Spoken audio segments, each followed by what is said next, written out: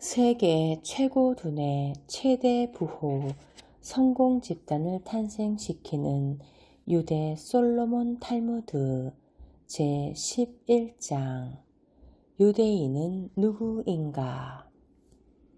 엘리트 유대인 허리를 굽히지 않으면 돈을 줄 수 없다. 무엇이 유대인을 만드는가? 유대인은 한국인, 일본인, 독일인처럼 같은 언어로 말하고 같은 신체적 특징을 가진 단일 인종이 아니다. 그것은 기원 70년에 나라가 멸망한 이래 그들이 국토를 갖지 못한 민족으로서 세계 각국으로 이산해 갔던 것이 그 원인이다. 나라가 망하자 세계 여러 나라로 도망친 유대인들은 저마다 그곳 사람들과 교류하면서 모국에서 갖고 온 유대교의 가르침을 자손에게 엄격하게 가르치고 전했다. 그와 같은 배합이 몇 세대나 걸쳐서 이루어졌으므로 외견상으로는 그 나라 민족과 똑같은 유대인이 생겨난 것이다. 유대인을 유대인답게 하고 있는 것은 민족으로서의 피가 아니다. 그러면 대체 무엇에 의해 유대인으로 식별되는가? 그리고 왜 이 유대민족만이 성공한 사람들, 천재 등을 계속 배출하는 것일까? 소수 정예가 될 수밖에 없었던 역사적 배경.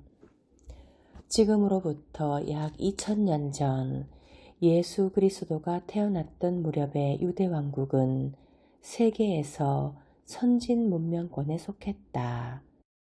기록에 의하면 예수가 태어났던 무렵의 유대왕국에는 약 300만 명의 인구가 살고 있었다.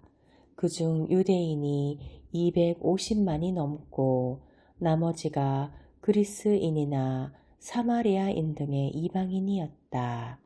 그리고 이 무렵부터 국외에서 생활하는 유대인이 많았다. 로마 제국의 영토에는 400만의 유대인이 있었으며 바빌로니아에는 100만의 유대인이 살고 있었다. 본국에 살고 있는 유대인의 2배 이상이 국외에서 생활하고 있었다. 유대인은 이 무렵부터 약속의 땅 팔레스타인에 집착하면서도 많은 사람이 타향에서 살고 있는 모순된 국민성을 갖고 있었다. 박해에 의한 유대인의 이산을 디아스포라라고 하는데 그들은 그 이전부터 세계에 흩어져 있었다. 이집트의 알렉산드리아를 예로 들어보자. 알렉산드리아는 그 무렵 환지중해권에서 로마 다음으로 큰 도시였다. 유대인은 여기에 있는 5도시 중 2곳에서 과반수를 차지하고 있었다.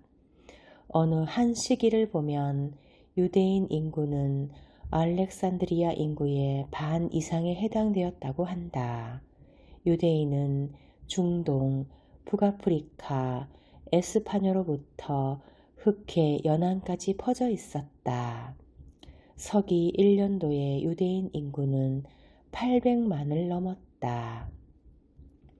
현재 영국의 인구는 앵글로색슨계와 켈트계를 합쳐서 5,700만 명, 프랑스도 마찬가지로 5,700만 명, 독일은 8천만 명이다.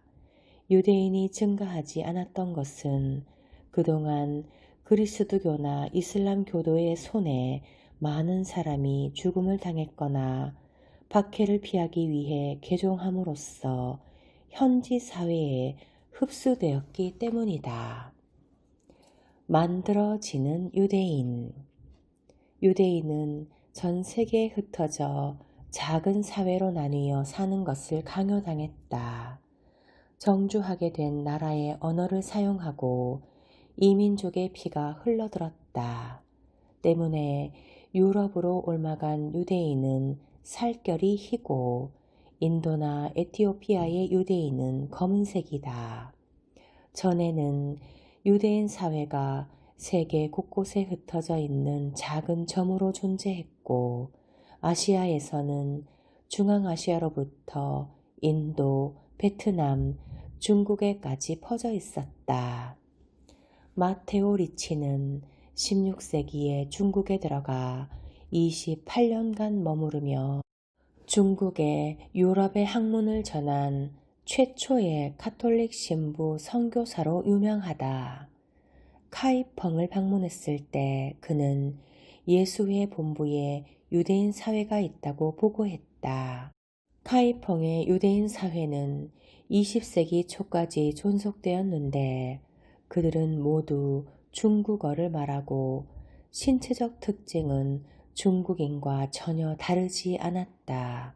그 밖에도 중국에는 카이펑보다 규모가 작았으나 20세기 초까지 광저우와 항저우에 똑같이 유대인 사회가 있었다.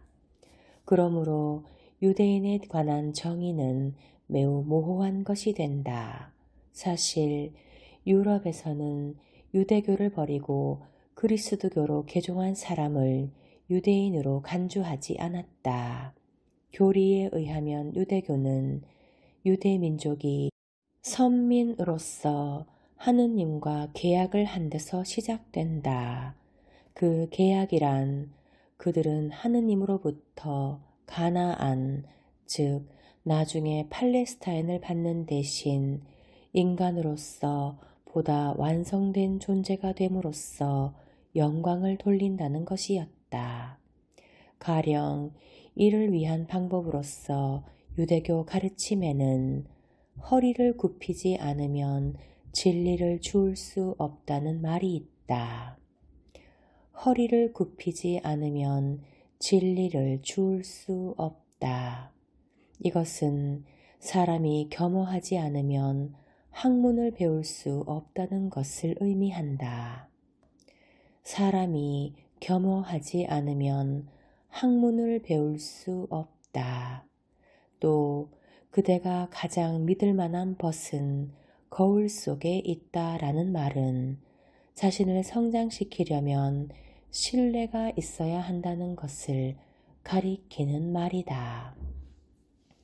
그대가 가장 믿을 만한 벗은 거울 속에 있다. 자신을 성장시키려면 신뢰가 있어야 한다. 유대인은 이들 가르침을 지킴으로써 하느님이 바라는 완성된 존재에 접근하려고 했다. 그 뒤 이 유대민족 중에서 예수 그리스도가 태어나 유대교의 독특한 견해를 첨가하여 그리스도교를 발전시키게 된다. 이 유대인에 대한 정의의 골치를 앓은 것이 나치스이다. 유대인 배척을 국시로 삼은 나치 독일은 결국 유대인을 인종으로 정의했다. 독일 정부는 히틀러가 정권을 잡고 5년 뒤인 1938년 3월에 정령을 발표해 각 조부모 2명 이상이 유대인인 사람을 유대인으로 간주한다 라고 했다. 분명히 유대인은 그 근원을 거슬러 올라가면 중동의 셈계 민족이므로 오늘날에도 셈족의 특징적인 골상을 가지고 있는 사람들이 있다. 그렇다고 유대인은 피에 의해 유대인이 되는 것은 아니다. 단지 유대교라는 사상에 따라 살아감으로써 유대인이 된다. 자기 나라를 갖고 있지 못했던 유대인에게는 성서와 탈무드야말로 조국이었다. 유대인 다움은 성서와 고대에 쓰여진 성전에 의해 만들어졌다. 어린이는 계율과 관습, 제일에 대해 가르침을 받고 육성되는 동안 자기를 유대인으로서 인식하게 된다. 유대인은 어렸을 때부터 그건 해서는 안 된다. 이것은 먹어서는 안 된다는 식으로 대단히 번잡한 계율로 속박되어 자라는 동안 유대인이 된다. 여러 가지 계율을 지키는 만큼 자기들과 타인을 구별하게 되는 것이다. 세계 곳곳에 흩어진 유대인들은 아무리 겉보기에 떨어져 있어도 같은 정신을 가진 동포로서 서로 협력한다. 그것이 바로 유대 상인의 국경을 넘은 활약으로 이어지는 것이다. 엘리트로 키우는 유대교. 앞서 유대인은 저마다 정주했던 땅에 따라 다른 피부색과 육체적인 특징을 갖게 되었다고 말했다. 따라서 이스라엘은 전 세계 유대인이 모여 만들어진 국가이므로 인종 전시장과도 같다. 예멘에서 온 유대인은 말씨부터 몸짓까지 예멘인답다. 페르시아, 즉 이란에서 온 유대인은 페르시아인답다. 에티오피아에서 온 유대인은 물론 검은 피부이며 행동거지는 에티오피아인이다. 다만 타민족과 다른 것은 유대인은 세계 어느 지방에서 왔다고 해도 처음부터 유대인으로서 하나로 굳게 연결되어 있다는 것이다. 유대인을 유대인답게 하는 것은 유대적인 성신과 발상이다. 즉, 유대인은 유대인의 문화를 이어가고 있는 자이다. 유대인에 관하여 경탄해야 할 일은 전 세계에 흩어져 압박받고 살아왔음에도 저마다의 땅에서 몇십 세대에 걸쳐 독자적인 문화를 잃지 않고 지켜온 것이다. 유대인이 가혹한 박해를 받으면서 유대인임을 포기하지 않았던 것은 유대교가 강한 선민의식에 뿌리박고 있기 때문이다. 유대교에서 성서는 단순한 종교서가 아니다. 걸출한 문학서임은 물론이고 철학서이며 국가의 법령집이기도 하다. 유대교의 성서는 현재 일반적으로 읽히고 있는 그리스도교 성서의 전반 부분, 즉 구약 성서를 가리킨다.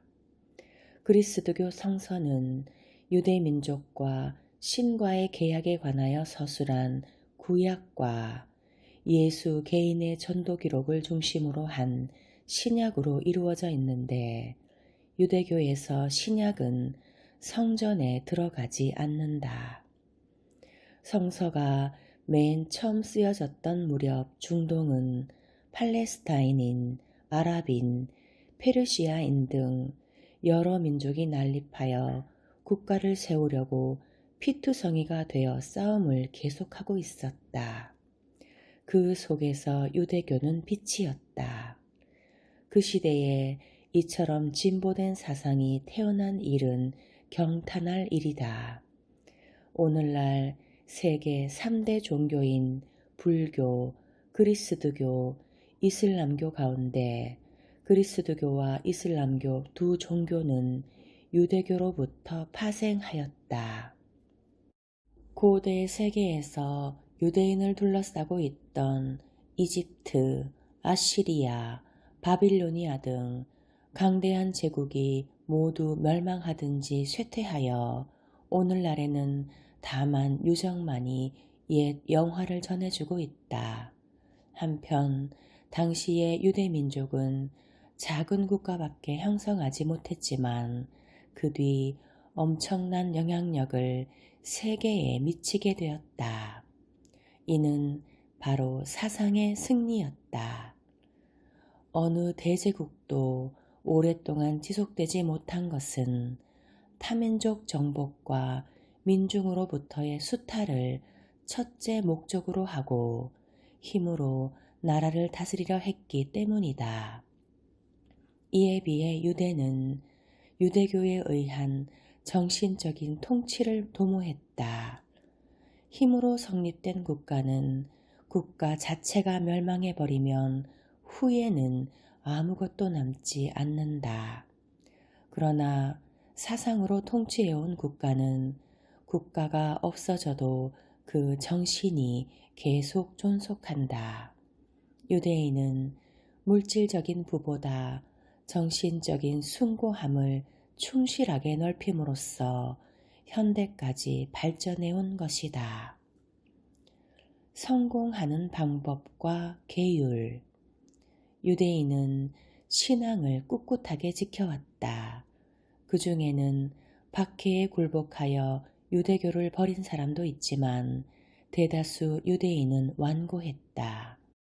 이는 오늘날에도 유대인의 특징이 되어 있다. 성서에는 주는 또한 모세에게 일렀다. 나는 이 백성을 보았다. 실로 뒷목이 무서운 백성이다. 혹은 정말 이스라엘은 암소처럼 강고하다 라는 말이 있다. 유대인은 예로부터 자신들의 종교가 다른 종교보다 올바르고 우수하다는 절대적인 확신을 품어왔다. 이것이 바로 그들 완고함의 원천이다. 유대인은 상당히 독특한 문화를 지니고 있는데 그것은 토라에 기록된 복잡한 계율에 따라 형성되어 왔다. 이것이야말로 유대인의 민족으로서의 개성을 지켜온 것으로 유대인 아이들은 성장하면서 오래된 독특한 문화를 갖고 있는 것을 자랑하게끔 되는 것이다. 그 예가 벤자민 디즈레일리다. 벤자민 디즈레일리는 1868년 유대인 최초의 영국 총리가 되었다. 그는 19세기에 2번 총리를 역임한 영국 대제상으로 13살 때 부친의 주선으로 영국 국교회 세례를 받았다. 그즈음 영국에서는 극단적인 종교차별이 행해지고 있었다. 그와 같은 상황 속에서 유대인인 그가 영달의 길을 찾는 데에는 유대교를 버리고 국교회로 개종할 수밖에 없었다. 디즈레일리는 어느 날 의회에서 한 의원으로부터 유대인 입닥쳐라고 야유당한 적이 있었다. 그는 그 자리에서 확실히 나는 유대인이다. 그리고 지금 야유를 한 신사의 조상이 기억할 수도 없는 오지에서 야만인이었을 때 내 조상은 이미 솔로몬 왕 신전의 신관이었다. 라고 대답하였다. 이와 같은 긍지가 유대인의 독자성을 지키게 했다. 디즈레일리의 말은 수천 년에 걸쳐 유대인이 가슴속에 간직해온 목소리임에 틀림없다. 눈물과 웃음의 예지, 유대인의 유머. 1대1. 상관이 명령을 한다. 병사들아, 적군은 우리 병력과 맞먹는다. 알겠느냐? 1대1로 겨루어라. 그러자 한 병사가 기운차게 말했다. 저는 2놈을 맞겠습니다. 그러자 다른 한 병사가 말했다. 그럼 저는 돌려보내주세요.